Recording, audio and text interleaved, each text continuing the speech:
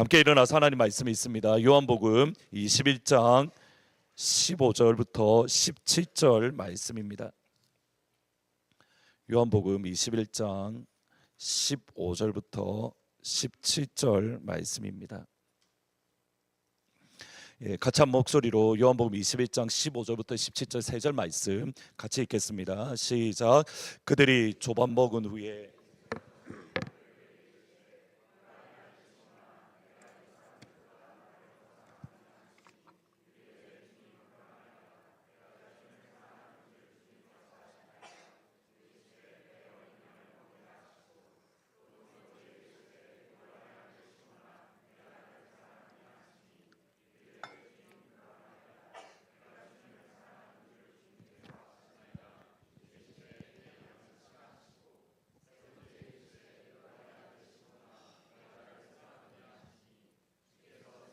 내가 나를 사랑하느냐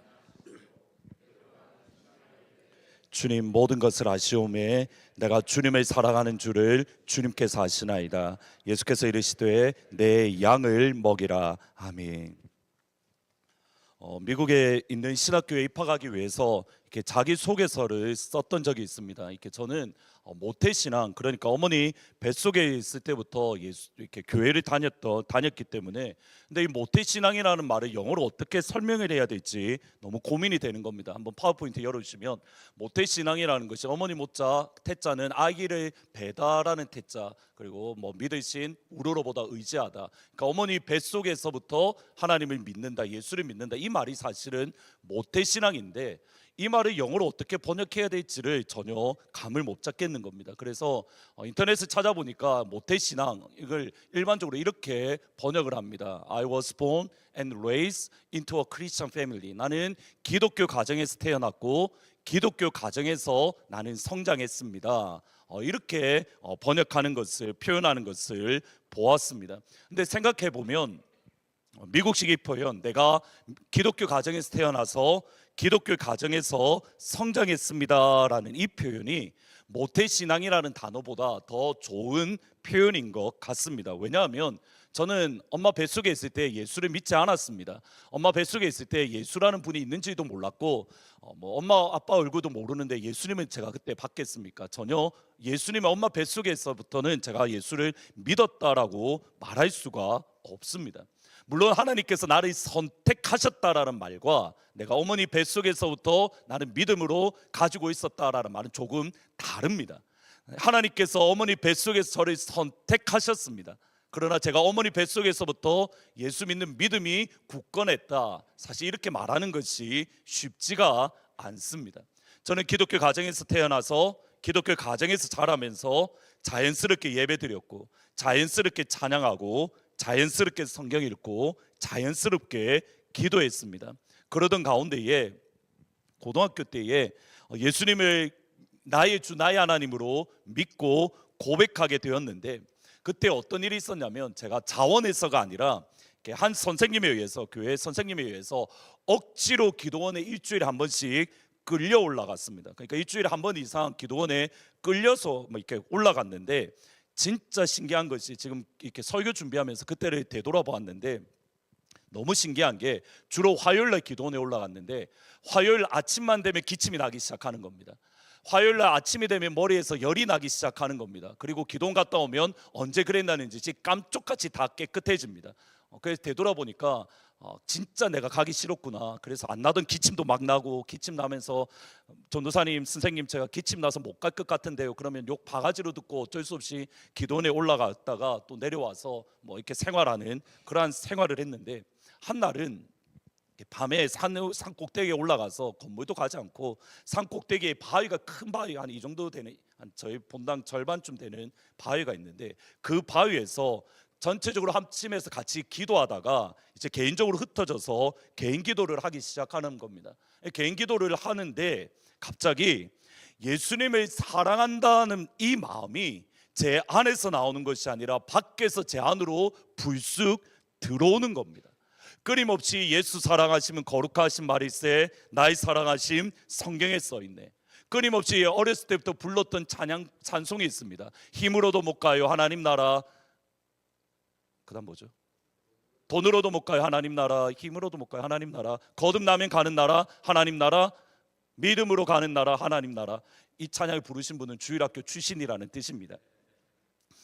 그러니까 이 찬양을 어렸을 때부터 불렀으니까 하나님이 나를 사랑하신다, 예수님이 나를 사랑하신다, 예수 믿으면 천국 가, 예수님의 십자가는 나를 위해서 죽으신 거야, 수없이 들었습니다. 엄마 뱃속에서부터 들었을 거니까 얼마나 많이 들었겠습니까? 수백 번, 수천 번을 들었을 겁니다. 그때 또 저는 할머니 따라서, 또 할머니가 그냥 냅두면 되는데 그 코 지질 흘리는 아를 데리고 부흥회를 데리고 다니시고 교회에서 잠자시고 하니까 얼마나 그런 이야기를 많이 들었겠습니까? 문제는 뭐냐면 예수님이 나를 사랑한다는 말은 들었는데 저하고 상관은 없는 겁니다. 진짜 예수님이 나를 사랑한다, 예수의 십자가를 믿으면 내가 구원을 받는다, 여러분 그러한 마음이 제 안에 있지 않았습니다. 근데 그날 기도하는 가운데에 갑자기 제 마음속에 불쑥 들어왔던 것이 예수님이 나를 사랑하시네, 예수님이 나를 위해서 십자가에 죽으셨네, 예수님의 보혈을 믿으면 내가 구원받네, 예수 때문에 나는 천국에 갈 수 있구나. 지금까지 수십 번 수백 번을 듣고 제가 노래를 했던 그 말이 예수님의 사랑이라는 것이 제 삶의 실제가 되어버린 겁니다. 그냥 막연하게 뜬구름 잡는 소리가 아니라 진짜 예수님 살아계시네, 진짜 예수님 나 때문에 죽으셨네, 진짜 예수님 나 때문에 부활하셨네, 그 예수님 믿으면 내가 천국 가지네, 내가 구원을 받을 수 있구나. 예수님이 나를 사랑하심이 느껴지고 보게 되고 알게 되었습니다. 그리고 그 사랑을 경험하는 그 순간 갑자기 눈물이 나기 시작하면서 감격과 감동과 감사 안에 살아갔습니다. 그리고 나서 아마 옆에 사람들이 보면 이렇게 미쳤다라고 했을 겁니다. 아마. 왜냐하면 그날 이후로 제가 어떤 습관이 가지게 됐냐면, 저도 왜 그렇게 했는지 모르겠는데 이렇게 길거리를 걸어 다니면 혼자 빨리 집에 가 이렇게 볼일을 보러 가면 되는데 걸어가면서 뭘 하냐면, 예수님 이거는 무슨 말이에요 이러면서 혼자 중얼중얼 거리면서 막 걸어 다니는 겁니다. 그 모습을 누가 봤으면 저 귀신 들렸다라고 이야기할 겁니다. 그냥 예수님 이거는 무슨 말이에요, 예수님 이거는 무슨 뜻이에요, 그냥 예수님과 끊임없이 대화를 하는 겁니다. 그리고 나서 그 다음에 했던 게 뭐냐면 성경을 진짜 열심히 읽었습니다. 지난 주일에 말씀드렸듯이 저희 때 제 고등학교 1학년 때 제가 아직까지 기억을 하는데 무궁화 꽃이 피었습니다 라는 소설이 있습니다. 그 소설을 베트남 전쟁에 참여하셨던 교련 선생님 수업 때에 그거를 몰래 읽었습니다. 간도 컸지 그 시간에 그거를 읽었습니다. 근데 예수님을 경험하고 나서, 예수님의 사랑을 경험하고 나서 그거 다 집어 던지고 그때부터 성경책을 수업 시간에 몰래 펴서 성경을 줄줄줄 읽기 시작을 하는 겁니다. 감사하게도 한 번도 안 들켜서 감사했는데, 그렇게 성경을 읽는 것이 너무 행복하고 성경을 읽는 것이 너무 즐겁고 너무 좋았습니다. 그리고 더 중요한 거는 성경을 펴서 읽기만 하면 그때부터 눈물이 나고 콧물이 줄줄줄 흐르는데 이게 감당이 안 되는 겁니다. 특별히 언제 눈물과 콧물이 제일 많이 났냐면, 저희 집에서 제가 다녔던 고등학교까지 버스로 대략 1시간 반을 가야 됩니다. 2번을 갈아타야 되는데 1시간 반인데 그 버스를 이렇게 가는 동안 여고가 몇 개가 있었냐면 3개인가 4개가 있었습니다. 여자 고등학교가 이렇게 정차장. 그러니까 머스마들도 많이 있었지만 여자아이들도 많이 있는 겁니다. 고등학교 때니까 사춘기잖아요. 근데 그 생각이 전혀 안 들고 버스 안에서 성경책을 읽는데 그냥 울고 앉아 있는 겁니다. 그냥 콧물 줄줄 흘리고 있는 겁니다. 그 모습이 지금 하면 내가 미쳤지라고 생각을 하는데, 근데 그때는 그게 자연스럽게 된, 더 놀라운 건 뭐냐면 성경을 읽었으니까 목사님이 얼마나 은혜 받고 울었을까라고 생각하지만 성경을 읽으면서 무슨 뜻인지 하나도 몰랐습니다. 제가 이거는 진짜 말할 수가 있습니다. 읽으면서 이게 무슨 뜻이지, 하나님이 이 뜻이야 이 뜻이야 이 뜻이야 이걸 알고 운 게 아니라 성경책을 펼치고 밀가루 한 에바며 이 말에 울었습니다. 이해가 안 가는 말인데, 밀가루 한 에바며 어린 양은 그 힘대로 할 것이요 밀가루 한 에바에 기름 한 흰이며. 여러분 이 말이 무슨 뜻인지 가슴에 와닿습니까? 고등학교 때 이 말이 무슨 말인지도 모르는데 그냥 우는 겁니다. 그냥 콧물이 줄줄줄 흘리는 겁니다. 그냥 성경 읽는 게 행복하고 즐겁고 감사했습니다.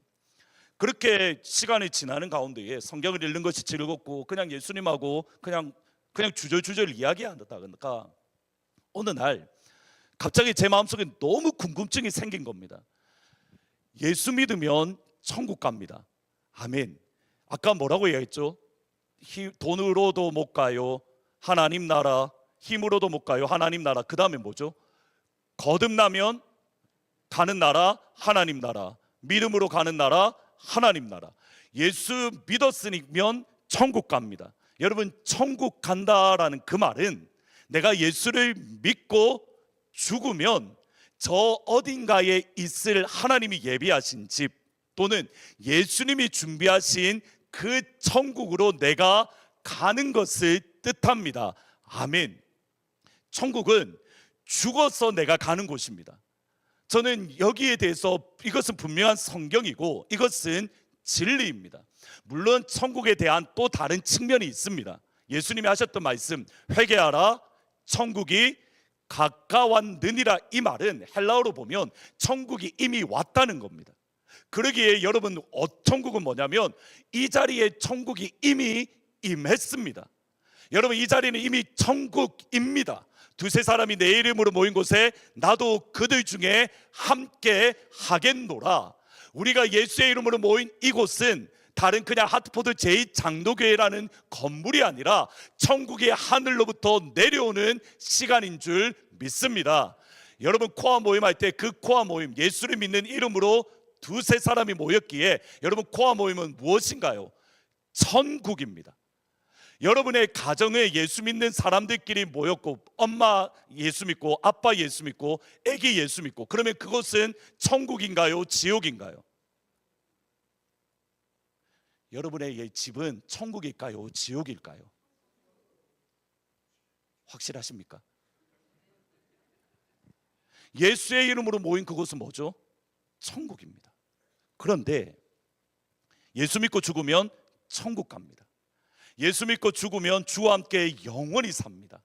예수 믿고 죽으면 눈물도 없고 아픔도 없고 감사와 찬양과 감격과 감동만 가득한 저 천국에서 영원히 살 겁니다. 천국은 예수 안에 죽으면 갈 수 있는 곳입니다.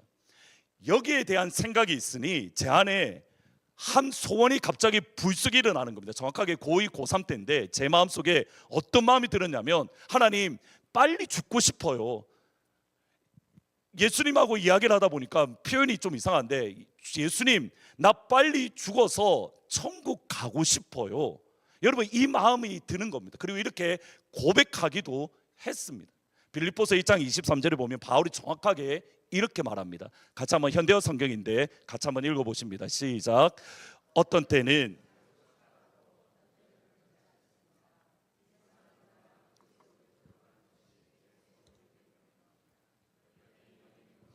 얼마나 더 행복한지 모르겠습니다. 여러분, 이 헬라어 성경을 읽으면 안 좋은 문장입니다. 그레이, 좋다, 베럴, 머치, 베럴, 이 말을 계속해서 반복하는 헬라어로 보면 안 좋은 문장입니다. 그 말의 뜻이 뭐냐면, 바울이 너무너무 천국에 가고 싶으니까 그의 마음속에 좋은 단어는 다 써버리는 겁니다. 천국 생각하면 너무 좋으니까. 바울이 하는 말이 이겁니다. 나는 어떨 때는 이 땅에 살고 싶은데 어떨 때는 빨리 죽어서 예수님과 함께 살고 싶어. 여러분, 고2, 고3 때에 그 마음이 가득한 겁니다. 나 빨리 죽어서 천국 가고 싶어. 그럼 지금은 어떨까요? 지금은 저는 분명히 예수님이 그때보다 지금 더 사랑한다라고 말할 수 있습니다. 문제는 별로 빨리 안 죽고 싶습니다. 그때는 빨리 죽어서 천국 가고 싶은데 지금은 건강하게 오래오래 이 땅에 살아남아서 오래오래 목회하고 건강하게 천국 가고 싶습니다. 아멘. 예, 저는 그렇게 하고 싶습니다. 그럼 저는 그때보다 예수를 덜 사랑할까요? 분명히 그때보다 예수님을 사랑하는 마음은 더 큽니다. 근데 그 당시에 제 마음은 간단합니다. 주님, 나 빨리 죽어서 빨리 천국 가고 싶어요. 문제는 뭐냐면 천국에 가면 좋은데 예수님이 안 데리고 가는 겁니다. 나 좀 빨리 데려가세요라고 기도하는데 주님이 저를 안 데리고 가는 겁니다. 그러면서 질문이 생깁니다. 왜 안 데리고 가시지?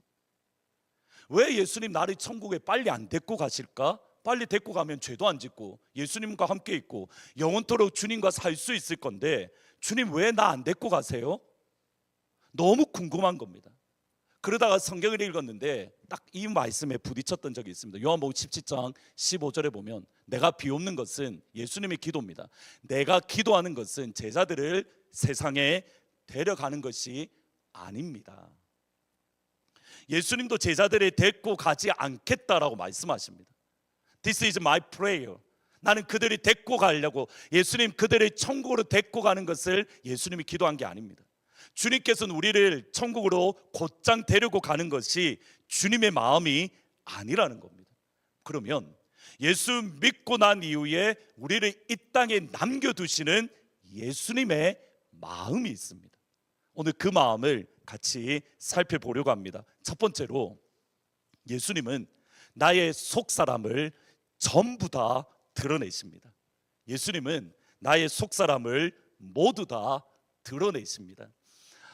바울은 다메섹으로 가는 길에 예수님을 만나자마자 곧장 예수님을 믿는 믿음을 가졌습니다. 순식간에 일어났습니다. 반면에 베드로는 지난주에 말씀드렸듯이 예수님을 믿는 믿음, 예수님을 만나고 예수님을 따르려고 예수님이 믿는 믿음을 얻기까지 적어도 3년의 시간이 걸렸습니다. 그때가 마태복음 16장 16절 17절입니다. 같이 있습니다. 시작. 시몬 베드로가 대답하여 이르되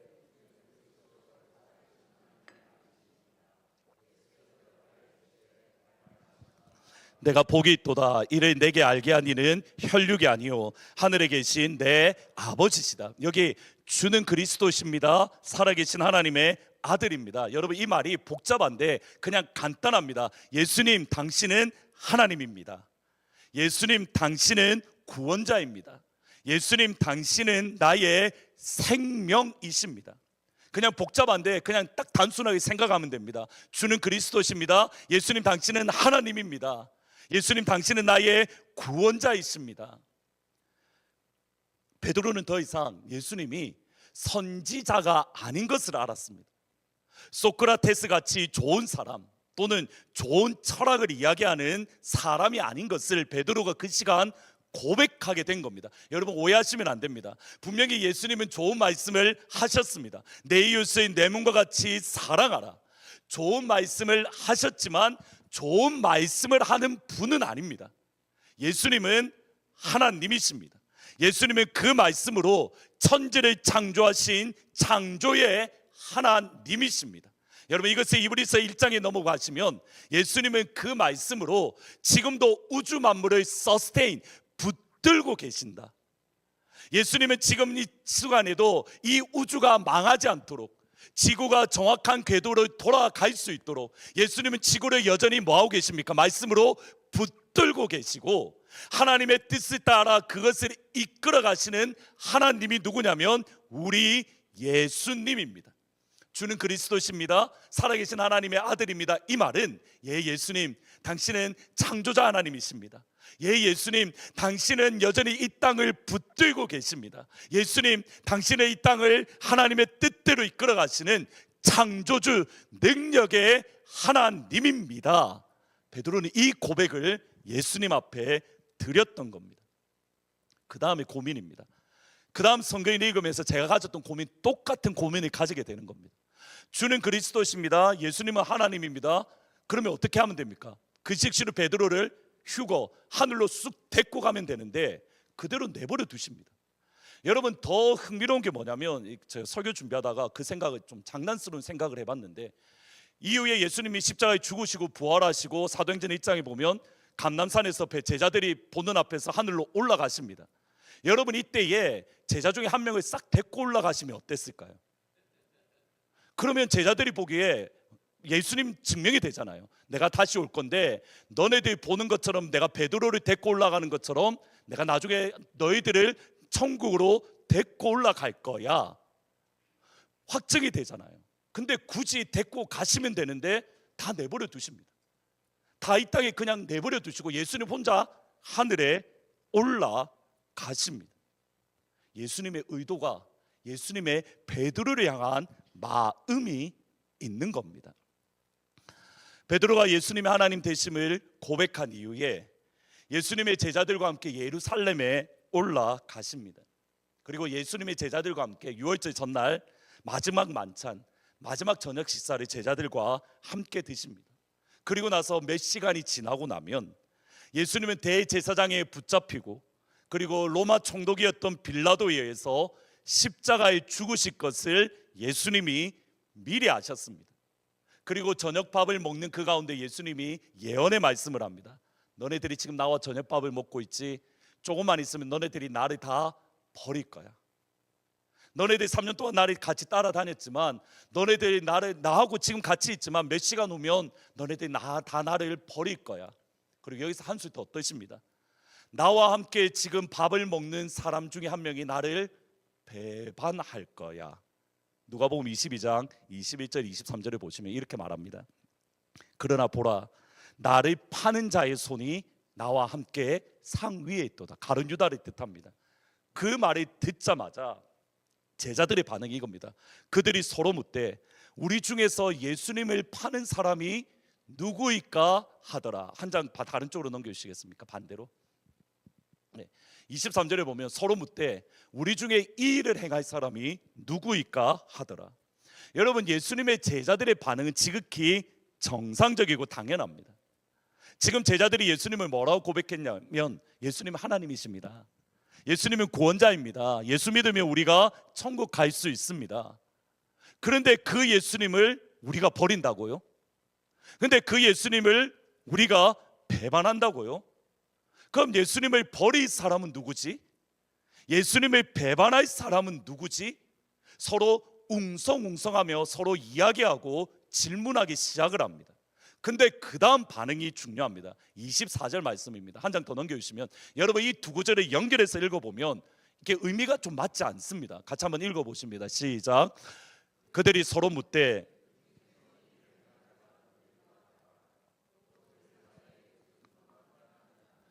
다툼이 난지라. 여러분, 지금 예수님이 죽는다라고 이야기를 하고 제자들이 예수님을 죽일 사람, 배반할 사람이 누구일까라고 서로 웅성웅성하는데 갑자기 24절에 뭐라고 이야기하죠? 누가 큰가에 대한 이야기를 합니다. 여러분, 이건 뭔가 이상하지 않습니까? 예수님 내가 죽을 거야? 너네들이 나 배반할 거야? 누가 예수님 배반하지? 근데 누가 크지? 여러분, 이게 흐름상 맞지가 않습니다. 근데 이것을 다시 한번 해석을 성경을 가만히 뜯어보면 이러한 뜻입니다. 다시 한번 파워포인트 열어주시면 헬라어로 보면 이렇게 도케오라는 이렇게 무엇처럼 보인다라는 단어가 있습니다. 그래서 영어 성경 끝부분에 보면 as to which of them was considered to be greatest, 누가 가장 크다라고 consider, 여겨지는가, 이 말이 도케오라는 헬라어 단어인데 여러분, 이 단어의 뜻이 나중에 갈라디아서에는 어떻게 사용되어지냐면 유명한 사람 또는 영향력을 주는 사람이라는 뜻입니다. 그러니까 제자들이 지금 뭐라고 이야기하냐면 이겁니다. 다른 사람들이 보기에 또는 다른 사람들이 인정하기에 누가 더 예수님을 위해서 희생하고 있는가, 누가 더 예수님을 위해서 사랑하는가, 누가 더 예수님을 위해서 섬기고 있는가, 서로가 다투고 있는 겁니다. 여기 다툼이란 단어 역시 마찬가지입니다. 헬라어로 보면 사랑한다, 정복한다라는 말이 합쳐진 단어입니다. 정복을 사랑하는 사람, 그게 다툼이라는 말의 뜻입니다. 그러니까 이 두 말을 연결해서 이야기를 하면 이렇습니다. 예수님, 너네들 중에 한 명이 나를 배반할 거야? 제자들이 웅성웅성거립니다. 그리고 나서 그들 제자들 사이에 다툼이 일어나는데 제자들의 다툼은 이겁니다. 누가 예수님을 더 사랑하는지, 누가 예수님과 더 가까운지 서로 말다툼을 하고 있는 겁니다. 생각해봐. 내가 예수님을 이렇게 잘 믿는데 내가 예수님을 배반한다고? 난 절대 아니야. 너 예수님 제대로 안 믿었잖아. 너 예수님 제대로 안 따랐잖아. 네가 예수님이 말한 그 사람일 거야. 나는 그런 사람이 아니야. 내가 지나간 과거 봐봐. 나는 예수님이 이렇게 사랑하는데, 나는 예수님 위해서 이렇게 희생했는데, 나는 예수님 위해서 이렇게 포기했는데 나는 절대 아니야. 누가 더 예수님을 잘 섬기는가 서로 다투고 있는 모습. 여러분, 이 가운데에 베드로가 뭐라고 말했겠습니까? 금방 머리에 탁 떠오르는 표현이 있습니다. 누가 예수님을 잘 믿는가라고 이야기할 때 베드로가 했던 말은 이겁니다. 야, 너네들 중에 물리 걸어본 사람 있으면 다 나와봐봐. 나는 폭풍이 있는 물 위에 나는 예수님 오라고 해서 물리를 걸었어. 너네 물 걸어봤어? 아무도 말 못하죠. 생각해봐. 예수님 우리 집에서 잠잤어. 예수님 우리 집에서 밥도 드시고 잠도 주무시고. 야, 너네들 예수님을 위해서 집을 개방한 사람 있으면 데리고 나와봐봐. 나와봐봐. 나는 예수님 위해서 우리 집 개방해서 사람들이 다 들어왔어. 그리고 어떤 일이 있었죠? 야, 심지어 어떤 사람이 지붕에 올라가서 지붕 다 뜯어버렸어. 지붕 다 구멍 냈어. 나 그것까지 감당한 사람이야. 예수님이 이렇게 말해. 내가 주는 그리스도시요 살아계신 하나님의 아들입니다. 그래, 바요나 시몬아, 하나님이 네에게 가르쳐 준 말씀이야. 베드로의 말은 이겁니다. 나처럼 예수님을 사랑하고, 나처럼 예수님과 가깝고, 나처럼 예수님 위해서 희생한 사람 나와 봐. 분명히 예수님의 사랑, 누가 더 사랑하는가에 대해서 서로 이야기하는 건데, 고민은 이겁니다. 예수님은 그것을 기뻐하지 않습니다. 예수님은 그 모습을 좋아하지 않습니다. 내가 너보다 예수를 더 사랑해. 내가 너보다 예수를 위해서 더 희생했어. 내가 너보다 예수를 위해서 더 섬기기도 했고, 더 많은 기적을 경험했고, 나는 물리를 걷기도 했고, 나는 우리 집을 열기도 했고, 우리 가족이 예수님을 위해서 이렇게 수고했어. 너보다 내가 예수 더 잘 믿어. 너보다 내가 예수 더 잘 섬겨. 너보다 내가 더 믿음 좋아. 나는 절대 예수를 배반하지 않아. 근데 네 봐봐. 네 모습 보면 딱 예수 배반하게 생겼잖아. 얼굴 봐봐, 행동 봐봐, 말 봐봐. 누가 보더라도 너는 예수 배반하게 생겼잖아.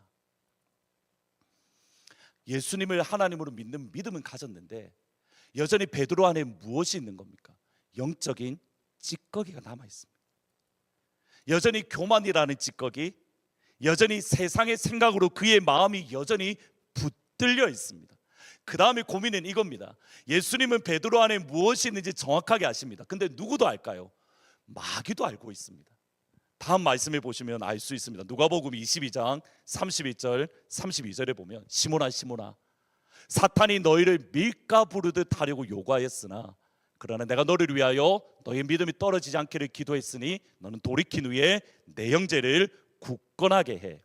여러분, 사탄이 우리를 공격하는 포인트가 어디냐면 여기에 있습니다. 주는 그리스도시요 살아계신 하나님의 아들입니다라는 순전한 믿음이 아니라 여전히 내 안에 자리 잡고 있는 영적인 찌꺼기, 교만이라는 부분, 자만이라는 부분, 비교해서 내가 더 우월하다라고 생각하는 그 부분을 사탄도 알고 그 부분을 가지고 사탄이 공격을 하는 겁니다. 베드로를 막 쥐어 흔드는 겁니다. 너 안에 예수의 사랑이 아닌, 예수의 흔적이 아닌 영적인 찌꺼기가 있으니 마귀가 그것을 붙들고 막 쥐어 흔드는 겁니다. 예수님이 베드로를 꼭 꼬집어서 이야기를 합니다. 그냥 제자들이 이야기하면 되는데, 베드로야, 사탄이 네 안에 있는 그 잘못된 것을 가지고 너를 공격해. 베드로가 여기에 대해서 예수님께 발끈합니다. 예수님, 내가 주님을 배반한다고요? 그리고 했던 고백이 이겁니다. 누가복음 22장 33절 34절 현대어 성경입니다. 같이 한번 읽어보십니다. 시작. 그때 베드로가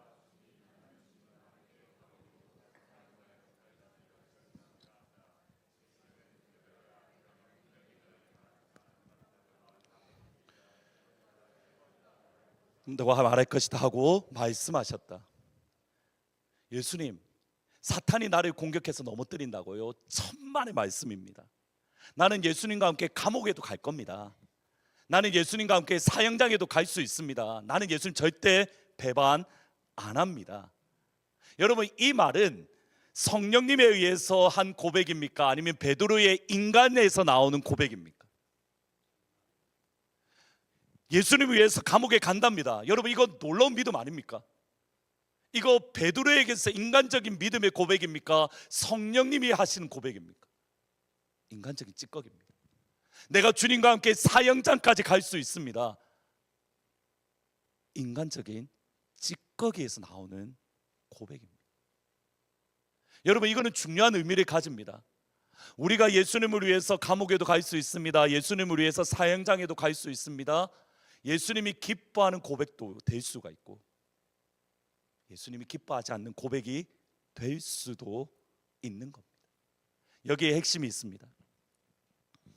베드로가 예수님을 3번 모른다고 부인했던 것은 예수님이 그 안에 보셨던 그 찌꺼기가 온전하게 드러나는 시점이었다는 겁니다. 존 비비어 목사님이 쓰신 관계라는 책이 있습니다. 오늘 책 2권 소개해 드릴 건데 여러분 이 책은 꼭 가능하시면 읽어보시면 좋겠습니다. 아니면 뭐 제가 가지고 있는 거를 빌려드리겠습니다. 먼저 첫 번째는 존 비비어 목사님의 관계라는 책입니다. 이 책의 원래 제목은 사탄의 덫, 뭐 그러한 책인데 우리가 실족될 때에 마귀가 우리를 어떻게 공격하고 특별히 관계 속에서 어떻게 우리를 넘어뜨리는가 여기에 대해서 자세하게 이야기해주는, 여러분 쉽게 읽을 수 있는 책입니다. 꼭 한번 읽어보시면 좋을 것 같습니다. 근데 이 책에서 목사님이 너무 심각한 시험에 덜리셨답니다. 그러니까 본인 때문이 아니라 주위 사람 환경 때문에 너무 심각하게 실족하고 마음이 무너지고 너무 아프시더랍니다. 이전의 시험은 이거는 뭐 시험도 아니야 라고 생각할 만큼 너무 큰 시험이 들다 보니까 이렇게 사람들이 만날 때마다 어떻게 합니까? 분노가 막 나기 시작하고 화를 내고 짜증을 내기 시작하는 겁니다. 여러분의 막 답답한 일이 있거나 막 이렇게 억울한 일이 있으면 그 억울한 티가 누구한테 가장 흐르나요? 부모님은 안 해보신 것처럼 왜 그러십니까? 여러분 회사에서 막 억울한 일을 겪고 가정에서 억울한 일을 겪었습니다. 여러분이 막 억울해서 막 이렇게 부산 표현했으면 화가 이빠이 났습니다. 그럴 때 여러분의 화는 누구에게 드러날까요? 아무 잘못 없는 애기들한테 화가 막 쏟아지는 겁니다. 여러분 지금 존 비비어 목사님이 그랬습니다. 화는 딴 데서 났는데 이거 화풀이를 가족들에게 풀기 시작하는 겁니다. 그러니까 가족들이 목사님한테 가지를 않는 겁니다. 왜냐하면 갔다 하면 욕을 바가지로 들으니까, 갔다 하면 분노를 나한테 쏟으니까, 가족들까지 또 멀리하는 또 그거에 또 상처를 받아서 하나님 앞에 기도하는 겁니다. 하나님, 도대체 내 안에 있는 이 분노는 어디에서 나는 겁니까? 내가 이렇게 짜증을 내고 화를 내고 사람들이 다 나를 멀리합니다. 가족들까지 멀리합니다. 하나님, 어떻게 된 겁니까? 하나님 앞에 나와 기도하는데 하나님이 주셨던 그 음성이 목사님의 삶을 바꾸셨답니다. 이렇게 고백을 합니다. 예수님이 이렇게 말씀하셨답니다. 아들아, 금을 풀물불에 녹일 때에 비로소 불순물이 표면 위로 떠오르게 되는 법이야. 너는 금을 불 속에 넣기 전에 금 속의 불순물을 볼 수 있었니? 아니요, 볼 수 없었습니다. 네가 볼 수 없었다고 그 안에 불순물이 없었다고 말할 수 없겠지. 연단의 풀무불이 너를 사름으로 이제 불순물이 표면 위로 떠오른 거야. 지금까지 너에게 감추어져서 보이지 않았지만 나는 항상 네 안에 있는 그 불순물들을 보았어. 그 다음 한 장 더 넘겨주시면, 그러니 이제 너의 미래를 선택해. 너는 내 아내와 친구와 목사들, 함께 일하는 동료들을 비난하면서 화가 난 채로 지낼 수 있어. 그러나 그렇게 하고 싶지 않다면 죄의 찌꺼기들을 모두 똑바로 보고 회개하고 용서해. 그러면 내가 너의 삶 속에 있는 불순물을 제거해 줄 거야. 여러분, 이 말을 가만히 읽는데 저도 사실 충격을 받았습니다. 저는 지금까지 사실 그렇게 생각을 했습니다. 나에게 주어진 상황 속에서, 억울한 상황 가운데에서 또는 누군가에 의해서 피해자가 될 때가 여러분 분명히 있습니다. 특별히 한국인으로서 미국 땅을 살아가면서 여러분 얼마나 많은 억울한 일을 당하십니까? 여러분 미국이라는 이 땅을 살아가면서 미국 사람들에게 억울한 일, 분통 터지는 일, 가족들에게 억울한 소리, 분통 터지는 소리, 나의 주어진 상황 속에서 나는 이 상황 속에서 내가 너무 억울해서, 너무 화가 나서 마음이 상할 때가 있습니다. 여러분, 저는 이렇게 생각했습니다. 제가 안에 그때 드러나는 감정은 상황 때문에 드러나는 감정이라고 생각했습니다.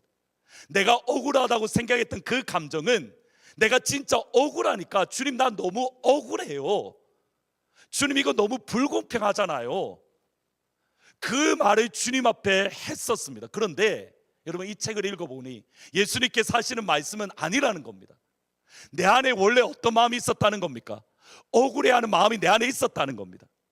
근데 그 상황에 딱 부딪히니 내 안에 있던 억울한 마음이 툭 튀어나오는 겁니다. 내 안에 원래 불평하는 마음이 가득합니다. 그런데 어떤 상황에 딱 부딪히니 그 불평하는 마음이 다 나오는 겁니다.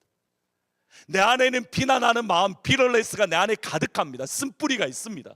그것이 상황에 부딪히니 그 쓴뿌리가 나한테 터져 나오는 겁니다. 질문입니다. 여러분이 하고 있는 불평은 상황 때문에 여러분이 억울하게 가지고 있는 겁니까? 아니면 원래 여러분의 성품인 겁니까? 답하기 어려우시죠? 여기서부터는. 여러분이 짜증을 내는 그 짜증은 내가 어쩔 수 없이 피해자로서 살았기 때문에 내가 어쩔 수 없이 짜증이 나는 겁니까? 아니면 그 짜증이 여러분의 영혼 깊은 곳에 있었던 겁니까? 원래 내한테 있던 겁니다.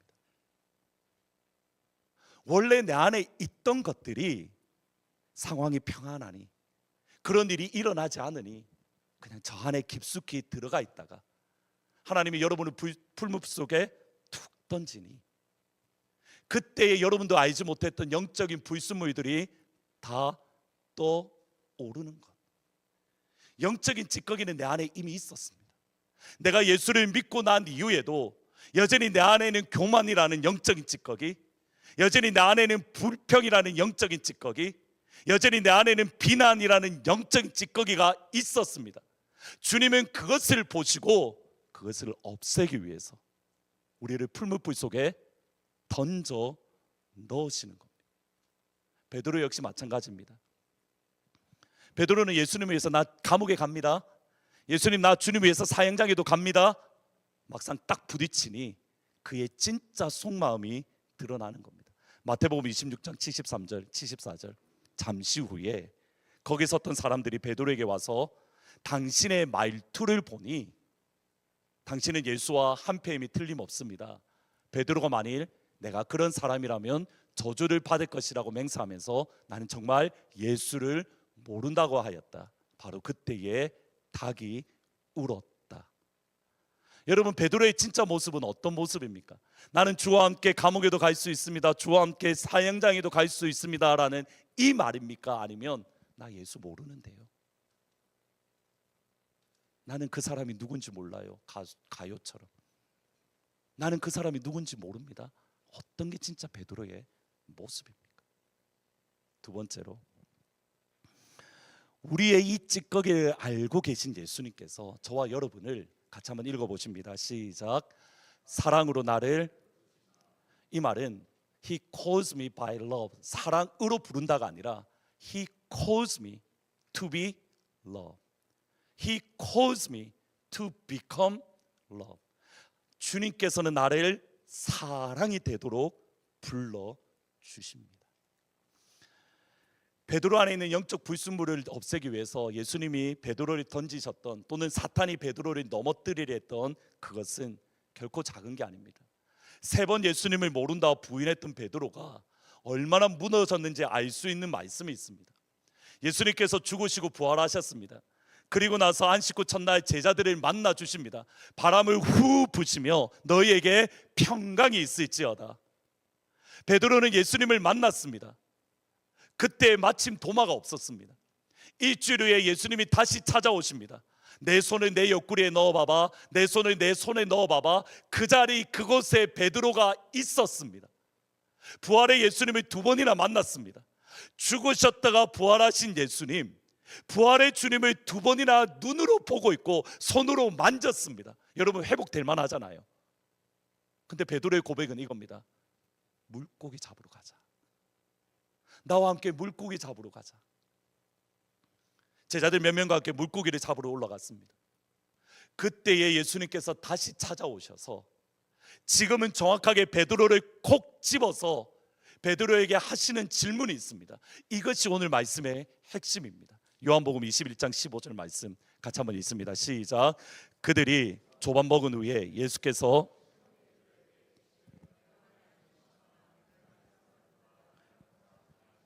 이르되 주님 그러하나이다. 내가 주님을 사랑하는 줄을 주님께서 아시나이다. 이르시되 내 어린 양을 먹이라. 베드로에게 3번 똑같은 질문을 합니다. 요한의 아들 시몬아, 네가 나를 사랑하느냐? 요한의 아들 시몬아, 네가 나를 사랑하느냐? 풀물불을 지난 베드로에게 예수님이 기대하는 것은 딱 하나입니다. 진짜 예수님을 사랑하는 것. 인간적으로 예수님을 사랑합니다. 내가 예수님을 위해서 십자가에도 갈 수 있고, 예수님을 위해서 감옥에도 갈 수 있고, 예수님을 위해서 사형장에 갈 수 있습니다가 아니라, 그 안에 있는 영적인 불순물이 모두 제거되어진 순전한 마음으로 내가 주님을 사랑하는 줄 주께서 아십니다. 예수님이 여러분에게 원하시는 것은 바로 이겁니다. 여러분을 왜 풀무불 속에 집어넣으시냐면, 내가 주님을 사랑하는 줄 주께서 아십니다라는 그 사랑을 예수님께서는 원하시기 때문에.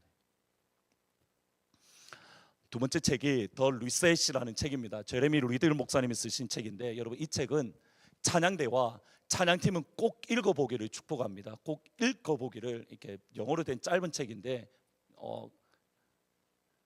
읽으실 수 있으시죠? 번역해서 해야 읽어. 일부 분들은 다 그냥 읽을 수 있다고 하셨거든요. 빛과 소음팀 읽으실 수 있으시죠? 예, 번역해 드릴 거였는데 사실은 제레미 리들 목사님이 특히 예배에 대한 내용들입니다. 제가 그래서 읽어보라고 말씀드린 겁니다. 그 책 가운데에 이렇게 말하는, 극에서 힌트를 얻은 말씀인데 이렇게 말을 합니다. At that moment, 바로 그 순간에 베드로에게는 교만이 없습니다. 찬양팀 나와주시겠습니까? 그 순간에 베드로에게는 열정도 없습니다. 그 순간에 베드로에게는 칭찬 들을 만한 어떠한 내용도 없고, 다른 제자들보다 더 우월하고 더 신실하다는 그러한 마음도 전혀 없습니다. 베드로에게 남은 유일한 것은 예수님을 향한 진실한 사랑, 예수님을 향한 순전한 사랑.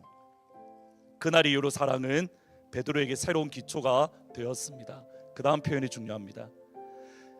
삶이 여러분을 쥐어 흔들 때에, When life sifts you, 삶이 여러분을 쥐어 흔들고 마귀가 여러분을 쥐어 흔드는 그 순간, 여러분의 삶 속에 디스포인트, 실망이 오고 상처가 다가오고 여러분에게 고통이 여러분의 삶을 흔들 때에, 그 다음 표현을 보십시오. 그 모든 것이 여러분에게 사랑이 되게 하십시오. Let it reduce you to love. 사랑에 그것이 초점을 맞추게 하십시오.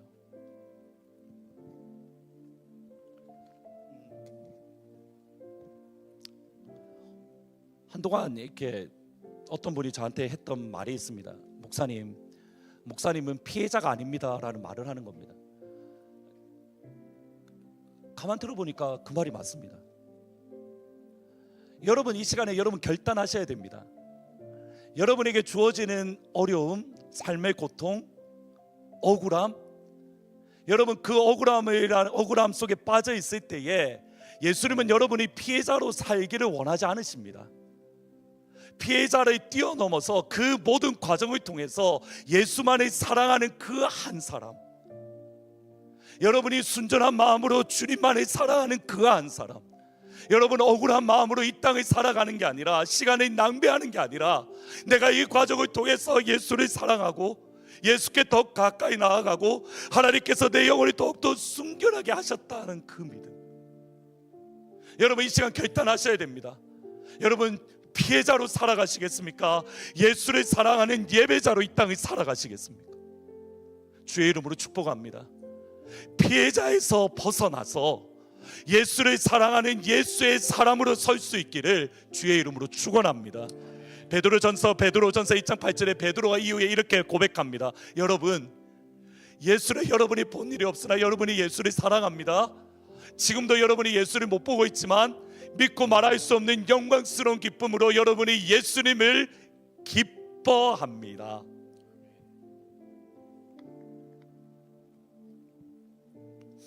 주중에 이번 주에 제가 진짜 아팠습니다. 이게 그냥 아픈 게 아니라 진짜 아팠습니다. 새벽 예배를 딱 드리고 나서 이렇게 기도를 하는데 갑자기 눈물이 팍 나는 겁니다. 왜 눈물이 났냐면 은혜를 받아서 눈물 난 게 아니라 너무 아파서 눈물이 저로 난 겁니다. 이게 50 다 돼가 나이가 나는구나.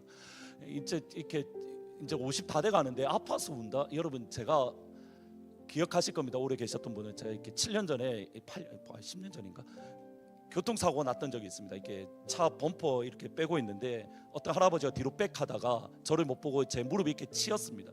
근데 앞으로 빼면 되는데 이분이 자기도 놀래갖고 한 번 더 밟아갖고 제 무릎이 완전히 이렇게 어그러졌던 적이 있습니다. 근데 그때도 안 울었습니다. 그때도 제 할 짓 다 하고 돌아다녔습니다. 여러분 이해는 안 가요. 운전까지 하고요. 메인의 그 공원에 산 꼭대기까지 올라가고요. 근데 너무 아파서 울었습니다. 그러면서 제 안에 나왔던 게 하나가 있습니다. 아프니까 좋은 점이 딱 하나가 있었습니다. 하나님 잘못했습니다. 너무 아프니까 의도하지 않게 예수님 잘못했습니다. 용서해 주세요 라는 말이 나옵니다. 여러분에게 주어지는 모든 상황들 속에서 예수님이 여러분에게 원하시는 것은 아프면 그 상태로 있는 것이 아니라, 억울한 그 상태로 있는 것이 아니라 진짜 예수만을 사랑하는 그 한 사람으로 여러분을 풀무불 가운데 넣으신 겁니다. 그 풀무불의 믿음으로 나와서 이전보다 더욱더 예수만을 사랑하는 우리 하트포드 제2장로교회 모든 성도들이 되기를 주의 이름으로 축원합니다.